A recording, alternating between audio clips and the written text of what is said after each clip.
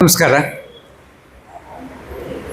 ಈ ಕಟ್ಟಡ ನೋಡ್ತಿರೋಂಗೆ ಇಲ್ಲಿರೋ ಪಾಸಿಟಿವ್ ವೈಬ್ರೇಷನ್ಸ್ ನೋಡ್ತಿರೋಂಗೆ ಭಾಳ ಥ್ರಿಲ್ ಆಗೋಯ್ತು. ಇಷ್ಟು ಕಡಿಮೆ ಅವಧಿಯಲ್ಲಿ ಇಷ್ಟು ಸುಂದರವಾದ ಕಟ್ಟಡ, ಅದರಲ್ಲಿ ಕೂಡ ಏಕೋ ಬರೋಲ್ಲ. ಇಲ್ಲಿ ನಾಟಕ ಮಾಡ್ಬೋದು, ಬೇರೆ ಬೇರೆ ಫಂಕ್ಷನ್ಸ್ ಮಾಡ್ಬೋದು. ಇಂಥ ಒಂದು ಕಟ್ಟಡವನ್ನು ಕಟ್ಟಿದ ಇದಕ್ಕೆ ಸಂಬಂಧಪಟ್ಟ ಎಲ್ಲರಿಗೂ ನಾನು ಹೃತ್ಪೂರ್ವಕವಾದ ವಂದನೆಗಳನ್ನು ನಿಮ್ಮ ಚಪ್ಪಾಳೆ ನಡುವೆ ಕೊಡ್ತಾ ಇದ್ದೀನಿ. It's a very beautiful building. ಸಹಾಯ ಮಾಡೋರು ಇರ್ತಾರೆ, ಬಟ್ ಎಲ್ಲರೂ ಅಲ್ಲ. ನಾಡಿಗೇರ್ ಕೃಷ್ಣರಾಯರ ಕಾಲದಲ್ಲಿ ಅವರು ಭಾಳ ದೊಡ್ಡ ಹಾಸ್ಯ ಲೇಖಕರಾಗಿದ್ದರು.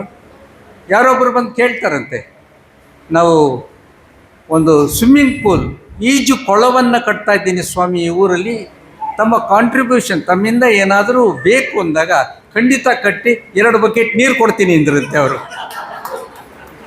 ಈ ಲೆವೆಲ್ ಜನಗಳ ನಡುವೆ ನಾವು ವಸೂಲಿ ಮಾಡೋದು. ಇನ್ನೊಂದು ಕಡೆ ಒಬ್ಬರು ಕಟ್ಟಡಕ್ಕೆ 10,000 ರೂಪಾಯಿ ಕೊಟ್ಟಿದ್ದಾರೆ, ಚೆಕ್ಕು ಸೈನ್ ಮಾಡಿ ಅಂದರೆ ಇಲ್ಲ ಯಾವತ್ತೂ ನನ್ನ ಹೆಸರು ಆಚೆ ಕಡೆ ಬರಬಾರ್ದು, ಸೈನ್ ಮಾಡಲ್ಲ ಅಂದರು.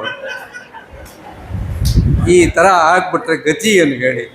ಸೊ ಇದರ ನಡುವೆ ಅದೆಷ್ಟು ಅಲ್ಪ ಕಾಲದಲ್ಲಿ ಭಾಳ ತ್ವರಿತವಾಗಿ ಇಷ್ಟು ಸುಂದರ ಬಿಲ್ಡಿಂಗ್ ಕಟ್ಟಕ್ಕೆ ಅದೆಷ್ಟು ಜನ ಸಹಾಯ ಮಾಡಿದ್ದಾರೆ ಅನ್ನೋದು, ಅದು ಹಿರಿಯಣ್ಣ ಸ್ವಾಮಿಯವರ ಅವರ ಮೇಲಿದ್ದ ಪ್ರೀತಿ, ಭಕ್ತಿ ಮತ್ತು ಅವ್ರು ಮಾಡಿದ ಸೇವೆಯ ಶ್ಲಾಘನೀಯವಾದ ಸೇವೆ ಇದು ಸೂಚಿಸುತ್ತೆ ಅಂತ ನಾನು ಅಂದ್ಕೊಂಡಿದ್ದೀನಿ. ನನಗೆ ಕೆಲವು ಸಲ ಫೋನ್ ಮಾಡಿದ್ರು, ಎಸ್ಪೆಷಲಿ ನನಗೆ ಕಳೆದ ವರ್ಷದ ವ್ಯಕ್ತಿ ಅಂತ ಅವರು ಒಂದು ಪ್ರಶಸ್ತಿಯನ್ನು AKBMS ಇಂದ ಕೊಟ್ಟರು. ಭಾಳ ಅಂತಹ ಪ್ರಶಸ್ತಿ ತೊಗೋಬೇಕಾದ್ರೆ ಪುಣ್ಯ ಮಾಡಿರಬೇಕು. ಮಾಸ್ಟರ್ ಹಿರಣ್ಯ ಅವರ ನೆನಪಲ್ಲಿ ಕೊಡ್ತಾ ಇರ್ತಕ್ಕಂಥ ಆ ಒಂದು ಪ್ರಶಸ್ತಿ. ಸೊ ಅದು ನನಗೆ ಸಿಗುತ್ತೆ ಅಂತ ಫಸ್ಟು ನನಗೆ ಫೋನ್ ಮಾಡಿ ಹೇಳಿದ್ದೇನೆ ಹಿರಿಯಣ್ಣ ಸ್ವಾಮಿಯವರು. ನೀವು ಅವ್ರು ಎಷ್ಟು ಚೆನ್ನಾಗಿ ಮಾತಾಡ್ತಾರೆ, ನಿಮಗೆ ಬೇರೆ ಮಾತೇ ಇಲ್ಲ, ಆಯಿತು ಸ್ವಾಮಿ ಬರ್ತೀನಿ ಅಂತ. ಕಾರ್ಯಕ್ರಮದ ದಿನ ಕೂಡ ಅನಾರೋಗ್ಯ ಪೀಡಿತರಾಗಿದ್ದರೂ ಕೂಡ ಬಂದು ಮುಂದಿನ ಸೀಟಲ್ಲಿ ಕೂತು ಸ್ವಲ್ಪ ತಿದ್ದು ಅವ್ರು ಹೋಗಿದ್ದು ನೆನಪಾಗ್ತಿದೆ. ಅಂಥ ಮಹಾನ್ ವ್ಯಕ್ತಿಯನ್ನು ನಾವು ಇವತ್ತು ಸ್ಮರಿಸ್ತಾ ಇದ್ದೀವಿ. ಹಳಬರನ್ನ ಸ್ಮರಿಸೋದೆಲ್ಲ ಬಿಟ್ಟು ಹೋಗ್ತಾ ಇದೆ. ನಮ್ಮ ಮೇಷ್ಟ್ರು ಹೇಳ್ದಂಗೆ, ಅಕ್ಕಿಯಲ್ಲಿ ಅನ್ನವನ್ನು ಮೊದಲಾರು ಕಂಡವರು, ಅಕ್ಕರದ ಬರಹಕ್ಕೆ ಮೊದಲಿಗನು ಆರು, ಲೆಕ್ಕ ವಿರಿಸಿಲ್ಲ ಜಗತ್ತನ್ನಾದಿ ಬಂಧುಗಳ, ದಕ್ಕುವುದೇ ನಿನಗೆ ಜಸ ಮಂಕುತಿಮ್ಮ ಅಂತ ಕೇಳ್ತಾರೆ.